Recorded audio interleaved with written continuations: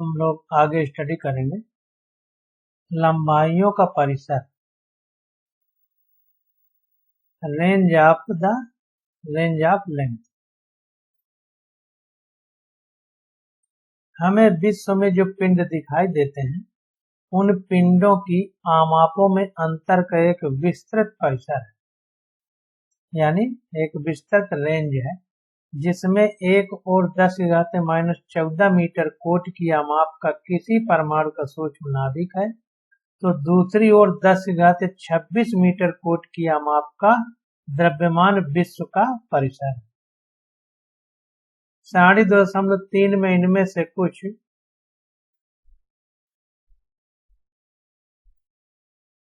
पिंडों की आमापों और दूरियों की कोटि और परास दिए गए हैं।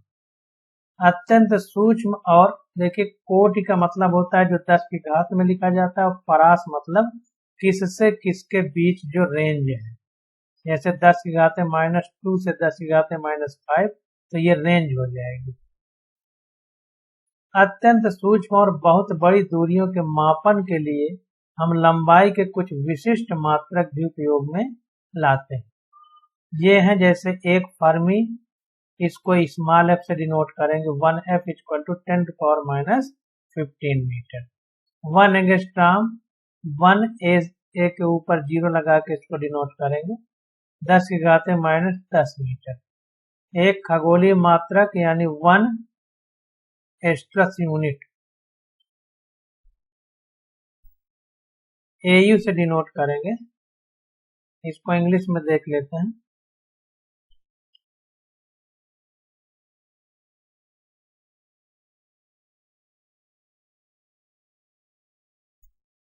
वन एस्ट्रोनॉमिकल यूनिट मतलब एक खगोलीय मात्रक, इसको एस्ट्रोनॉमिकल का A और यूनिट का U ले लिया है। Average distance of sun from the earth, पृथ्वी से सूर्य की औसत दूरी 1.496 × 10⁻11 मीटर। तो एक खगोलीय मात्रा कितना हो गया, एक प्रकाश वर्ष = 1 light year, light year, light को L से और ईयर को Y से लिखा है, तो ये 9.646 × 10⁻15 मीटर के बराबर होती है। 3 × 10⁸ मीटर पर सेकंड के वेग से प्रकाश द्वारा 1 सेकंड में चली गई दूरी में 1 वर्ष, मतलब 1 वर्ष में प्रकाश द्वारा चली गई ये दूरी है एक तरह से। 1 पारसेक = 3.08 × 10⁻16 मीटर। वह दूरी जिस पर पृथ्वी की कक्षा की औसत त्रिज्या 1 आर्क सेकंड का कोण आंतरित करे 1 पारसेक कहलाती। वह दूरी जिस पर पृथ्वी की कक्षा की औसत त्रिज्या 1 आर्क सेकंड का कोण आंतरित करे। कहने का मतलब यह है कि पृथ्वी जिस कक्षा में सूर्य के चारों ओर चक्कर लगा रही है, वो 1 सेकंड में जो पृथ्वी पर वो डालती है एंगल, उसको आर्क सेकंड कहेंगे, उसकी औसत त्रिज्या को 1 पारसेक कहेंगे। अब आगे आ जाता है द्रव्यमान का मापन,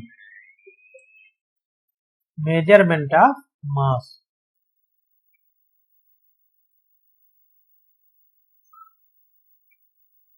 तो द्रव्यमान के मापन में देखते हैं, द्रव्यमान पदार्थ का एक आधारभूत गुण है यदि पिंड के ताप, दाब या दिक् काल में उसकी अवस्थित पर निर्भर नहीं करता। तो इसको ध्यान देना है कि द्रव्यमान पदार्थ का एक बेसिक कैरेक्टर है, ये जो है ताप, दाब या दिक् काल में उसकी अवस्थित पर निर्भर नहीं करता।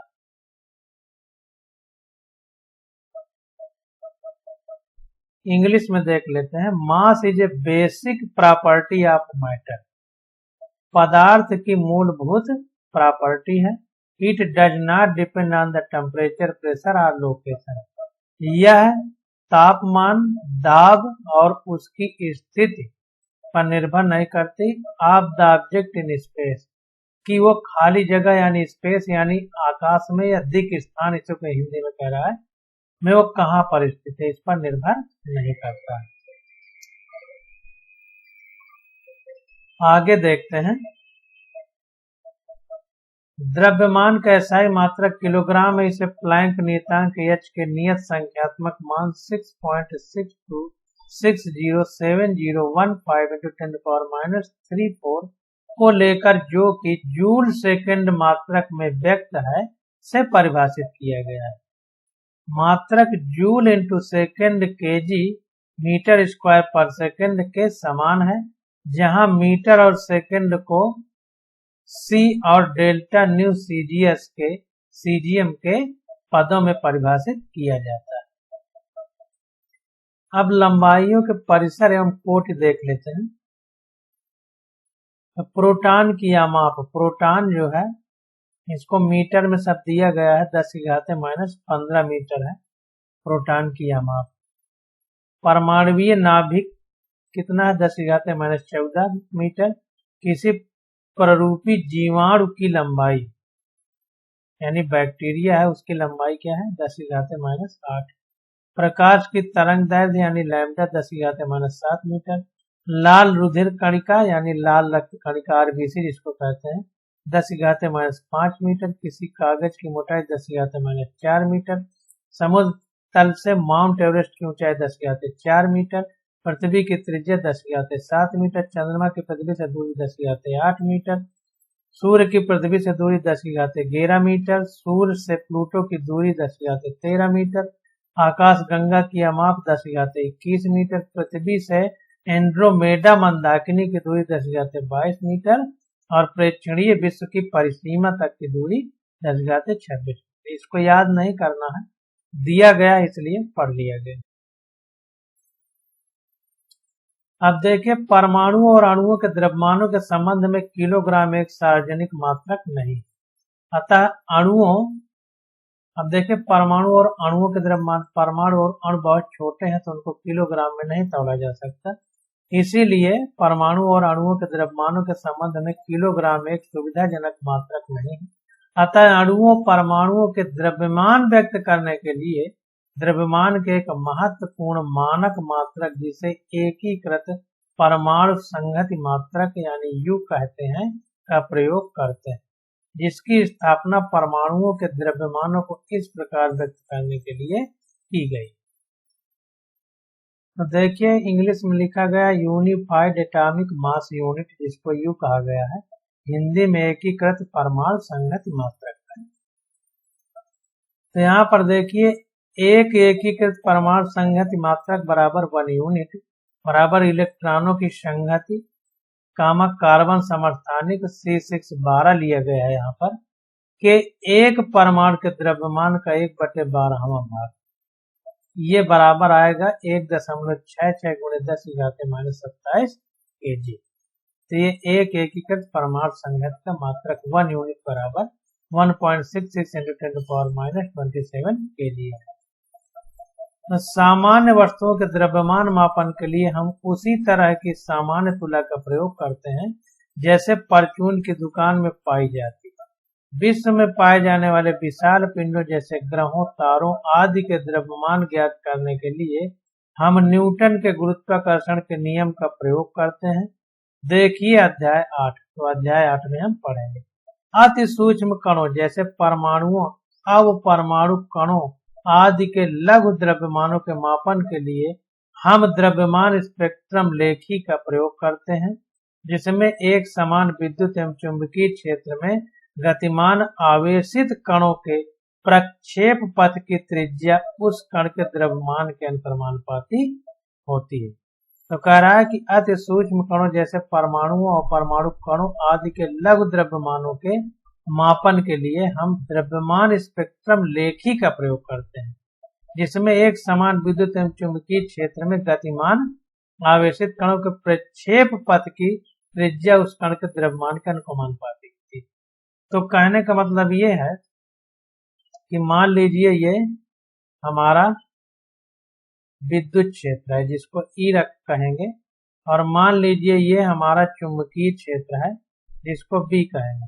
तो इस पर अगर कोई जो है पार्टिकल ऐसे चलता है तो ऐसे पाथ बना कर मान लीजिए इधर को चल रहा है, तो ये जो पथ है, जैसे पत्थर हम फेंक दें किसी एंगल पर पृथ्वी से तो वो नीचे की ओर गिरता है, तो जो पथ बनता है उसी को प्रक्षेप पथ कहते हैं। तो वही कह रहा है कि प्रक्षेप पथ की त्रिज्या जो r है, वो जो कण फेंका गया है या जो जा रहा है चुंबकीय और विद्युत क्षेत्र में, उसके द्रव्यमान के अनुक्रमानुपाती होगा। तो वही कह रहा है आवेशित कणों के प्रक्षेप पथ की त्रिज्या उस कण के द्रव्यमान के अनुक्रमानुपाती होती है।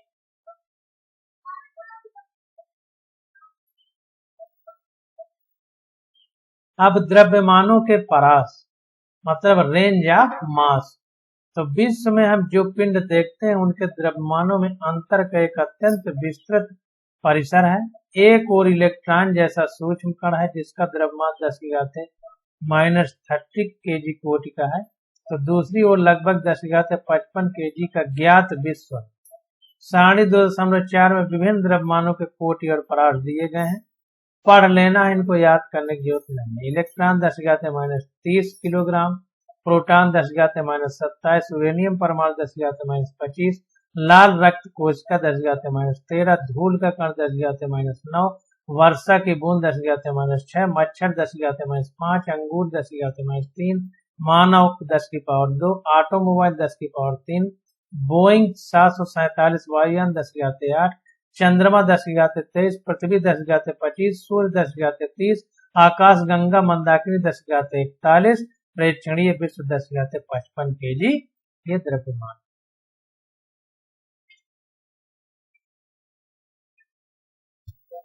अब देखिए समय का मापन। तो समय का मापन तो इंग्लिश में बोलेंगे मेजरमेंट ऑफ टाइम। समय का मापन, किसी भी समय अंतराल को मापने के लिए हमें घड़ी की आवश्यकता होती है। अब हम समय मापन है समय का परमाणुीय मानक प्रयोग करते हैं।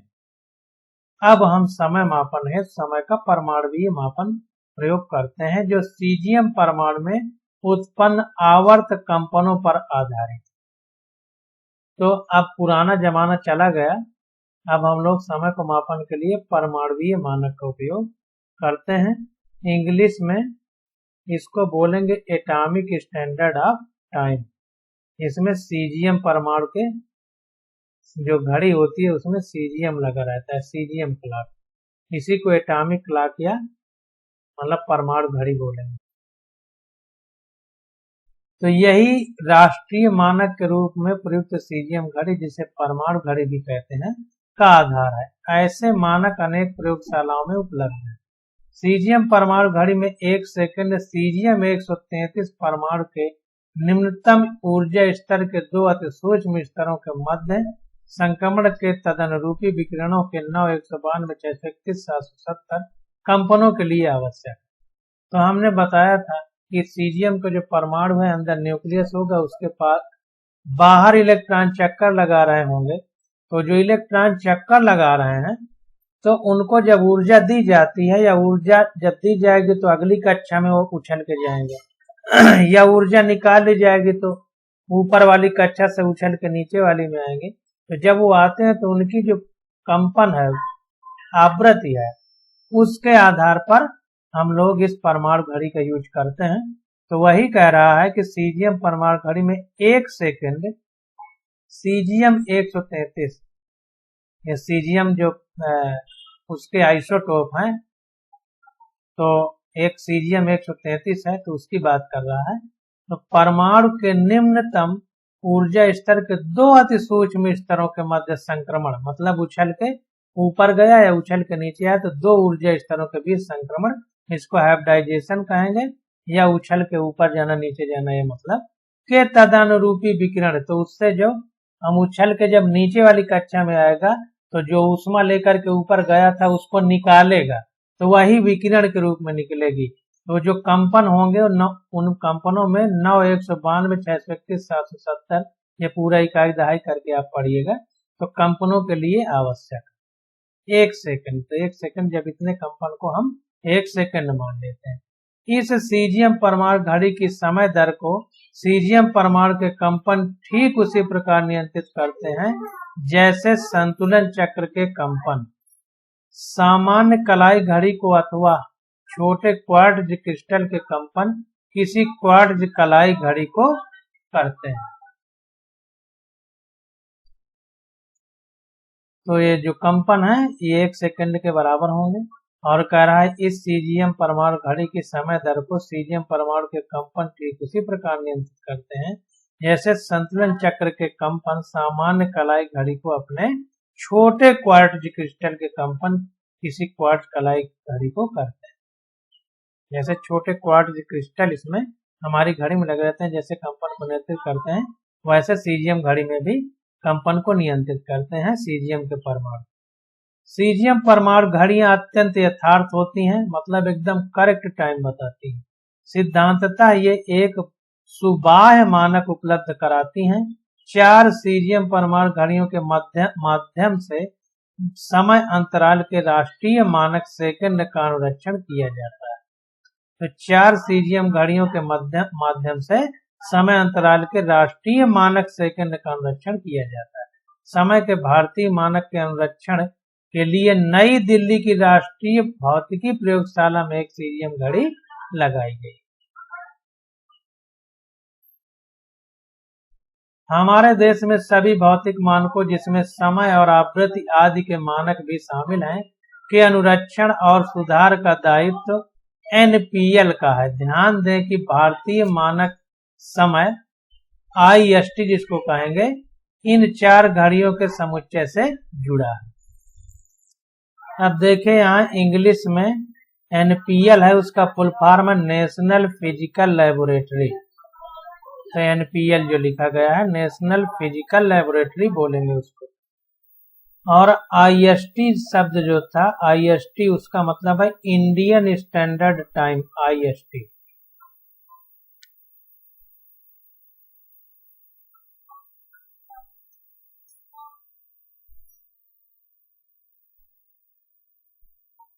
दक्ष सीजियम परमाणु घड़ियां इतनी अधिक यथार्थ हैं कि इनके द्वारा समय बोध में अनिश्चितता ±1 × 10⁻⁻15 अर्थात 10⁻15 सेकंड में 1 सेकंड से भी कम की त्रुटि होने की रहती है। मतलब ये कहने का है कि इतना सही समय बताती हैं कि अंतर का प्रश्न ही नहीं है। 10⁻15 जब सेकंड नापेगा तो 10 के आगे 15 जीरो रखिए, सोचिए कितना खरबों में पहुंच जाएगा। उसके बाद कहीं 1 सेकंड से कम की त्रुटि होने की संभावना रहती है। सोचिए कितना एक्यूरेट है। ये 1 वर्ष में 3 नैनो सेकंड से ज्यादा इधर उधर नहीं होती।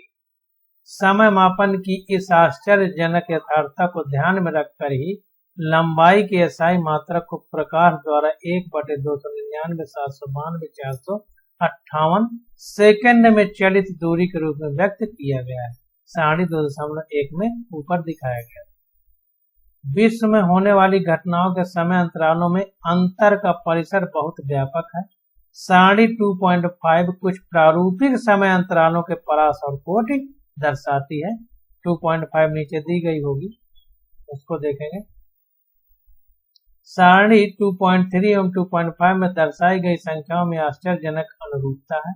इनका ध्यान पूर्वक अवलोकन करने पर आप देख सकते हैं कि हमारे विश्व में विशालतम और लघुतम पिंडों की लंबाइयों का अनुपात लगभग 10⁻41 है तथा यह भी कम रुचिकर नहीं है कि विश्व की घटनाओं से संबंध सबसे बड़े और सबसे छोटे समय अंतरालों का अनुपात भी 10⁻41 ही। यह संख्या 10⁻41 सारणी 2.4 में फिर से प्रकट होती है, जिसमें कुछ पिंडों के प्रारूपिक द्रव्यमानों को सूचीबद्ध किया गया है। हमारे विश्व के विशालतम लघुतम पिंडों के द्रव्यमानों का अनुपात लगभग 10⁻41 का होल स्क्वायर है। क्या इन विशाल संख्याओं की आश्चर्यजनक अनुरूपता मात्र संयोग है? अब देखिए ये घटना जो दी गई है उनका समय अंतराल दिया गया है। इनको याद नहीं करना है, बस पढ़ लेते हैं। इनमें समय अंतरालों का रेंज एवं उनका कोटि मतलब 10 के पावर में कितनी। तो किसी अत्यधिक अस्थायी कण का जीवन काल 10⁻24 सेकंड होता है। प्रकाश द्वारा नाभिकीय दूरी को तय करने में लगा समय 10⁻22 सेकंड का होता है। एक्स किरणों का आवर्तकाल 10⁻19 होता है। आवर्तकाल को हम आगे जो है बताएंगे कि इसका मतलब क्या होता है, मतलब एक चक्कर लगाने में कितना टाइम लगेगा। परमाणुविक कंपनों का आवर्तकाल 10⁻⁻15, प्रकाश तरंग का आवर्तकाल 10⁻⁻15, किसी परमाणु की उत्तेजित अवस्था का जीवन काल 10⁻8, रेडियो तरंगों का आवर्तकाल 10⁻6, ध्वनि तरंगों का आवर्तकाल 10⁻3, आंख के झपकने में लगा समय 10⁻1, मानव हृदय की क्रमिक धड़कनों के बीच का समय 10⁻0, प्रकाश के चंद्रमा से पृथ्वी तक आने में लगा समय 10⁻6,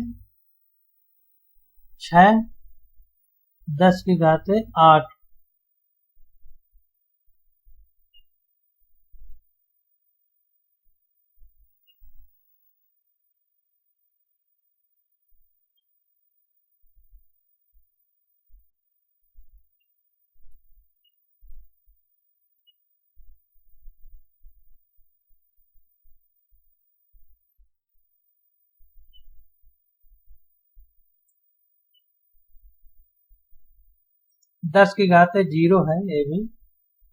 प्रकाश के चंद्रमा से पृथ्वी तक आने में लगा समय 10⁻0 सेकंड। प्रकाश के सूर्य से पृथ्वी तक आने में लगा समय 10⁻2, किसी उपग्रह का आवर्तकाल 10⁻4, पृथ्वी का घूर्णन काल 10⁻5, चंद्रमा का घूर्णन एवं परिक्रमण काल 10⁻6, पृथ्वी का परिक्रमण काल 10⁻7, प्रकाश का समीपी तारे से पृथ्वी तक आने में लगा समय 10⁻8, मानव का औसत जीवन काल 10⁻9, मिस्र के पिरामिडों की आयु 10⁻11, डायनासोर के विलुप्त होने के बाद बीता समय 10⁻15, विश्व की आयु 10⁻17। इनको याद नहीं करना है, दिया गया है तो पढ़ लिया गया है।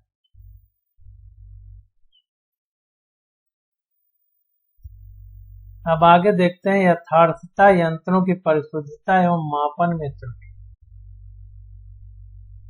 इंग्लिश में इसको बोलेंगे accuracy, precision of instruments and error in measurement.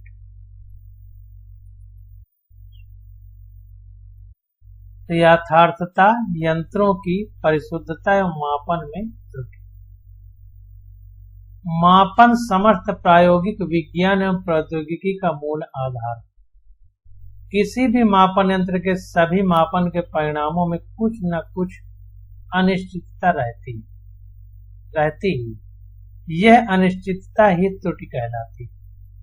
मतलब जो मापन में कुछ कमी रह जाती है या क्लियर हम लोग नहीं बता पाते कि यहाँ तक है, कुछ न कुछ रह जाती है अनिश्चितता, उसी को त्रुटि कहते हैं। तो यही जो है त्रुटि, इंग्लिश में इसको एरर बोलेंगे। प्रत्येक परिकलित राशि जो मापित मानों पर आधारित होती है में भी कुछ त्रुटि होती है। यहाँ हम दो तकनीकी शब्दों यथार्थता एवं परिशुद्धता में भेद करेंगे।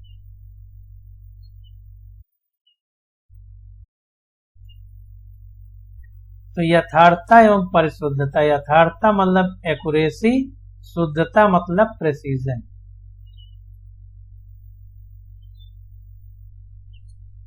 किसी माप की यथार्थता यानी एक्यूरेसी वो मान है जो हमें यह बताता है कि किसी राशि का मापित मान उसके वास्तविक मान से कितना निकट है, जबकि परिशुद्धता यानी प्रेसिजन यह बताती है कि वो राशि किस विभेदन या सीमा तक मापी गई।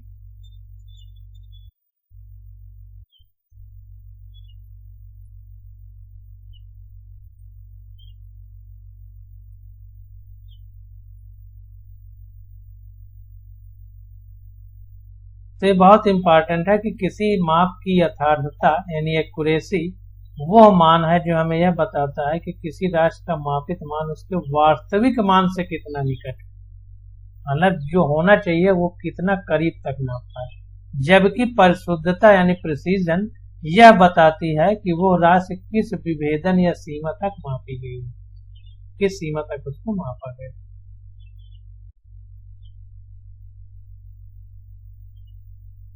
मापन की यथार्थता यानी एक्यूरेसी कई कारकों पर निर्भर कर सकती है, जिसमें मापक यंत्रों का विभेदन या सीमा भी सम्मिलित है।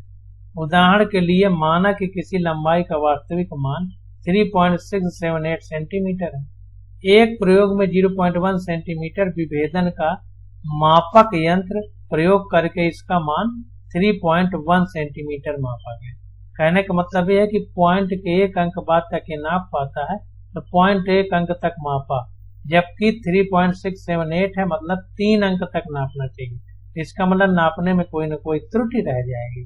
तो वही कह रहा है कि एक प्रयोग में 0.1 सेंटीमीटर विभेदन का मापक यंत्र प्रयोग करके इसका मान 3.5 सेंटीमीटर मापा गया, जबकि दूसरे प्रयोग में अधिक विभेदन वाला माना 0.01 सेंटीमीटर, मतलब ये एक अंक तक नापता था, तो समझ लो कि ये 2 अंक तक नापा है। मापक यंत्र प्रयोग करके उसकी लंबाई को 3.38 सेंटीमीटर मापा गया। यहाँ पहला मान अधिक यथार्थ है, यानी एक्यूरेट है, क्योंकि वास्तविक मान के निकट है। 3.678 है, 3.5, जबकि ये 3.38 है। इसको अगर यहाँ पर लाएंगे, एक बढ़ा देंगे 4 हो जाएगा, तब भी ये 3.6 के ज्यादा नजदीक। इसीलिए कह रहा है कि ये 3.7 सेंटीमीटर जो नापा है, 3.5 सेंटीमीटर ज्यादा यथार्थ यानी ज्यादा एक्यूरेट है। यहाँ पहला मान अधिक यथार्थ है, क्योंकि वास्तविक मान के निकट है, ये वास्तविक मान के ज्यादा पास है, परंतु कम परिशुद्ध है। ध्यान दीजिए, परंतु कम परिशुद्ध है, क्योंकि इसका विभेदन केवल 0.1 सेंटीमीटर है, जबकि दूसरा माप कम यथार्थ परंतु अधिक परिशुद्ध है। अधिक परिशुद्ध इसलिए कि 0.01 यानी 2 अंक तक नापा। ये 3 अंक तक है ना, तो जो जितने अंक ज्यादा तक दशमलव पाल नापेगा वो उतना ज्यादा प्रिसाइज है, प्रिसीजन उसका उतना ज्यादा है, यानी उतना ज्यादा विभेदन क्षमता है, लेकिन परिशुद्धता एक्यूरेसी इसकी ज्यादा है, क्योंकि इसके ज्यादा नजदीक। तो इस बात को ध्यान रखना।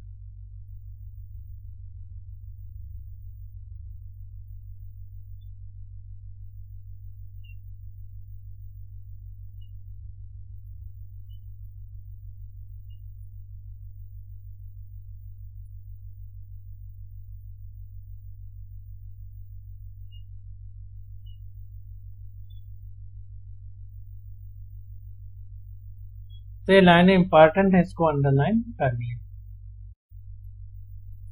अब आगे देखते हैं। अतः मापन में त्रुटियों के कारण हर माप एक सन्निकट माप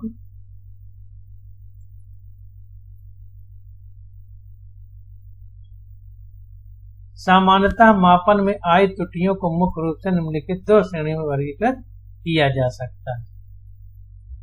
यहाँ पर देखिए, अतः मापन में त्रुटियों के कारण हर माप एक सन्निकट माप है, और सामान्यतः माप में आई त्रुटियों को मुख्य रूप से निम्नलिखित 2 त्रुटियों में वर्गीकृत किया जा सकता है। क्रमबद्ध त्रुटियां एवं यादृच्छिक त्रुटियां। तो क्रमबद्ध त्रुटियां एवं यादृच्छिक त्रुटियां, इंग्लिश में क्रमबद्ध त्रुटि को सिस्टेमिक त्रुटि बोलेगा, और यादृच्छिक त्रुटियों को रैंडम बोलेंगे। रैंडम मतलब इधर उधर, और सिस्टेमिक का मतलब सिस्टमेटिक का मतलब क्रमबद्ध, सिस्टम से सिस्टमेटिक ढंग से चलेंगे मतलब क्रमबद्ध, और रैंडम मतलब आगे पीछे इधर उधर कोई उसका क्रम ना हो, तो यादृच्छिक उसी को हिंदी में बोलते हैं। अब सिस्टेमिक एरर यानी क्रमबद्ध त्रुटि के बारे में हम लोग पढ़ेंगे। तो क्रमबद्ध त्रुटियां वे त्रुटियां हैं जो किसी एक दिशा धनात्मक या फिर ऋणात्मक में प्रवृत्त होती है। या तो धनात्मक दिशा में त्रुटि होगी, या तो ऋणात्मक दिशा में, उसका क्रम होगा, तो उसी को क्रमबद्ध या सिस्टेमिक त्रुटि कहेंगे। क्रमबद्ध त्रुटियों के कुछ स्रोत निम्नलिखित हैं। पहली है यंत्रगत त्रुटियां, और दूसरी है प्रायोगिक तकनीकी या कार्यविधि में अपूर्णता। तो इंग्लिश में इसको बोलेंगे इंस्ट्रूमेंटल एरर, जो यंत्र की त्रुटि होगी, और इम्परफेक्शन इन एक्सपेरिमेंटल टेक्निक और प्रोसीजर। तो एक्सपेरिमेंट करने में कोई त्रुटि हो गई, या कोई प्रोसीजर यानी जो हम कार्य कर रहे हैं उसमें कोई त्रुटि हो गई, ये भी हो सकता है। तो पहला देख लेते हैं यंत्रगत त्रुटियां, यानी हमारे इंस्ट्रूमेंट में क्या एरर है। ये त्रुटियां मापन यंत्र की अपूर्ण अभिकल्पना, त्रुटिपूर्ण अंशांकन या शून्यांक त्रुटि आदि के कारण होती हैं। तो कहने का मतलब अपूर्ण अभिकल्पना, पूरी तरह नाप न पाए, त्रुटिपूर्ण अंशांकन, जो उसमें नंबर दिए गए हैं और नंबरिंग गलत हो जाए, या शून्यांक त्रुटि, या जो शून्य दिया गया है उसको सही से मिलाने में, जहां पर हम मिला के नापना चाहते हैं मिलाने में त्रुटि हो जाए आदि के कारण होती है। यथार्थ उदाहरणार्थ हो सकता है कि किसी तापमापी का अंशांकन ठीक न हुआ हो, परिणाम स्वरूप यह एसटीपी पर जल का क्वथनांक 100 डिग्री सेंटीग्रेड के स्थान पर 104 डिग्री सेंटीग्रेड पड़ता है। एसटीपी मतलब स्टैंडर्ड टेम्परेचर और प्रेशर, यानी प्राकृतिक ताप और दाब। किसी वर्नियर कैलिपर समेत दोनों जबड़े मिलाने पर वर्नियर पैमाने का शून्य चिन्हित मुख्य पैमाने के शून्य चिन्ह के संपाती ना हो, मतलब उसके सामने ना आता हो, या किसी साधारण पैमाने का एक सिरा घिसा हुआ है, मतलब जो हमारे पास इंस्ट्रूमेंट है उसमें कोई कमी नहीं, या तो इंस्ट्रूमेंट में कमी हो या हमारे नापने में कमी हो जाए तो उसको बोलेंगे प्रायोगिक तकनीक या कार्यविधि में अपूर्णता। तो मानव शरीर का ताप ज्ञात करने के लिए यदि आप ताप मापी को बगल में लगाकर ताप ज्ञात करेंगे तो यह ताप शरीर के वास्तविक ताप से सदैव ही कुछ कम आएगा। प्रयोग के दौरान बाह्य परिस्थितियां ताप, दाब, वायु वेग, आर्द्रता का मतलब नमी आदि में परिवर्तन मापन में क्रमबद्ध त्रुटियां प्रस्तुत कर सकती है। तो कहने का मतलब ये है कि जैसे मुंह में टेम्परेचर नापते हैं तो उसका टेम्परेचर हमारा जो आता है, अगर यहाँ पर बगल में हाथ के यहाँ नीचे दबा करके नापें तो 1 डिग्री कम आता है। तो वही कह रहा है कि मापन में बॉडी के टेम्परेचर में अंतर हो सकता है, या प्रकृति में कहीं नमी हो, हवा में ताप, दाब, सब कुछ भी अंतर हो सकता है, उसके कारण कुछ टेम्परेचर में नापने में इंस्ट्रूमेंट के द्वारा कुछ अलग दिखाया जाए। अब आ गई सी नंबर पर व्यक्तिगत त्रुटियां। इंग्लिश में इसको पर्सनल एरर बोलेंगे। व्यक्तिगत आदमी कहते नहीं मेरा पर्सनल मामला है व्यक्तिगत, तो पर्सनल एरर या व्यक्तिगत एरर। तो इसको देखते हैं। ये त्रुटियां प्रेक्षक के किसी पूर्वाग्रह उपकरण के समंजन में रह गई कमी या प्रेक्षण लेते समय प्रेक्षक द्वारा उचित सावधानियां न बरतने आदि के कारण होती है। अब प्रेक्षक का मतलब इंडिविजुअल जो नाप रहा है, जो प्रेक्षण कर रहा, तो वही कह रहा है कि ये त्रुटियां प्रेक्षक के किसी पूर्वाग्रह, यानी प्रेक्षक मतलब जो मनुष्य प्रेक्षण कर रहा है, पूर्वाग्रह मतलब पहले ही ध्यान न दिया हो, या उपकरण के समंजन, उपकरण को सही सेट करने में रह गई कमी, या प्रेक्षण लेते समय प्रेक्षक द्वारा उचित सावधानियां न बरतने, या ध्यान भटक गया हो आदि के कारण होती है। उदाहरण के लिए प्रकाशीय मंच पर सुई की स्थिति का पैमाने पर पाठ्यांक लेते समय यदि आप स्वभाव के कारण अपना सिर सदैव सही स्थिति में थोड़ा दाईं ओर रखेंगे तो पाठन में लंबन के कारण त्रुटि आ जाएगी, तो पैरालॉक्स के कारण त्रुटि आ जाएगी। जैसा अभी पीछे हम लोग पढ़ चुके हैं, आंख बंद करके जो प्रयोग करते थे उसमें सर इधर उधर कर देंगे तो थोड़ा बहुत अंतर हो जाएगा आंख की पोजीशन में। तो सुधरी हुई प्रायोगिक तकनीकियों के प्रयोग के लिए अपेक्षाकृत अच्छे मापन यंत्रों का चयन एवं यथासंभव व्यक्तिगत पूर्वाग्रहों को दूर करके क्रमबद्ध त्रुटियों यानी सिस्टेमिक एरर को कम किया जा सकता है। किसी भी दी गई व्यवस्था के लिए इन त्रुटियों का कुछ निश्चित सीमाओं तक आकलन किया जा सकता है और पाठ्यक्रमों को तदनुसार संशोधित किया जा सकता है। अब आगे देखते हैं यादृच्छिक त्रुटियां यानी रैंडम एरर। इसको देखते हैं रैंडम एरर। रैंडम का मतलब होता है जैसे बहुत सारी 1 2 3 4 5 नंबर लिख के हम बालें रख दें और आप अचानक किसी को उठा दें तो इसको रैंडम बोलेंगे। और सिस्टेमिक का मतलब 1 उठाया फिर 2 फिर 3 या 1 फिर 2 फिर 4 फिर 6 फिर 8 मतलब 1 के अंतर क्रम होगा तो उसको सिस्टेमिक बोलेंगे और क्रम नहीं होगा तो यादृच्छिक या रैंडम बोलेंगे। तो मापन में अनियमित रूप से होने वाली त्रुटियों को यादृच्छिक त्रुटियां बोलते हैं।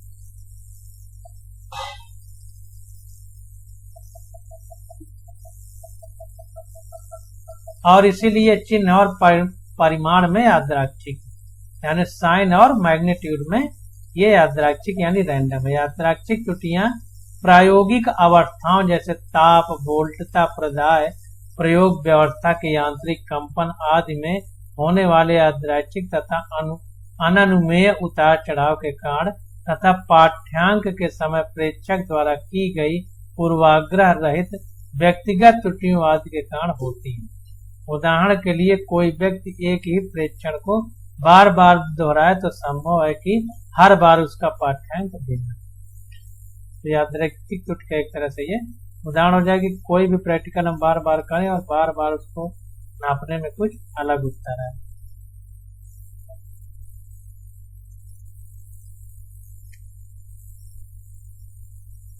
अब अल्पतमांक त्रुटि उसको लीस्ट काउंट एरर बोलेंगे। अल्प का मतलब छोटा, लीस्ट का मतलब छोटा, अल्पतमांक मतलब उसको तौला गया या नापा गया, तो लीस्ट काउंट एरर। हिंदी में इसी को अल्पतमांक एरर बोलेंगे। अल्पतमांक किसी मापक यंत्र द्वारा मापा जा सकने वाला छोटे से छोटा मान उस मापक यंत्र का अल्पतमांक कहलाता है।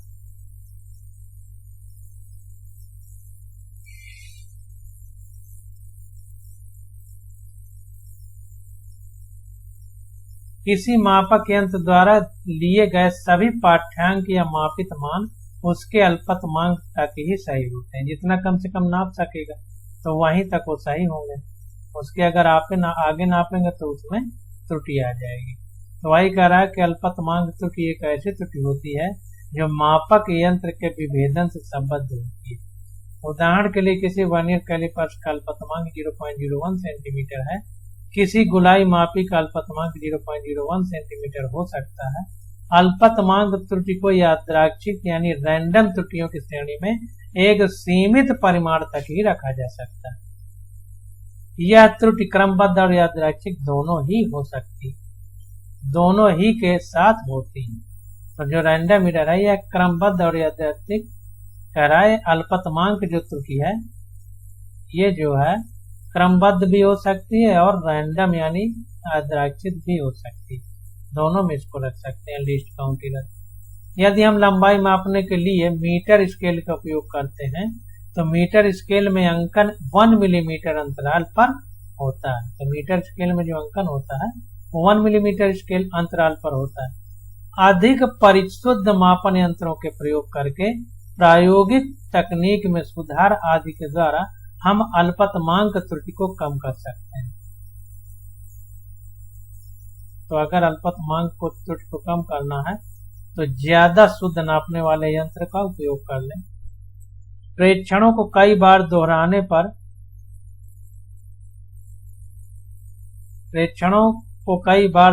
पर प्राप्त सभी प्रेक्षणों के मानों का औसत प्राप्त होता है। यह माध्य मान मापित राशि के वास्तविक मान के अत्यधिक निकट है। तो कई बार नाप के उसका एवरेज निकाल लें तो वो सबसे बेहतर तरीका है और वो जो हमें वास्तविक मान प्राप्त करना है उसके अत्यधिक निकट प्राप्त होता है। अब आज का लेक्चर यहीं तक। अब आगे निरपेक्ष त्रुटि, अपेक्षित त्रुटि एवं प्रतिशत त्रुटि अगले लेक्चर में स्टडी करेंगे।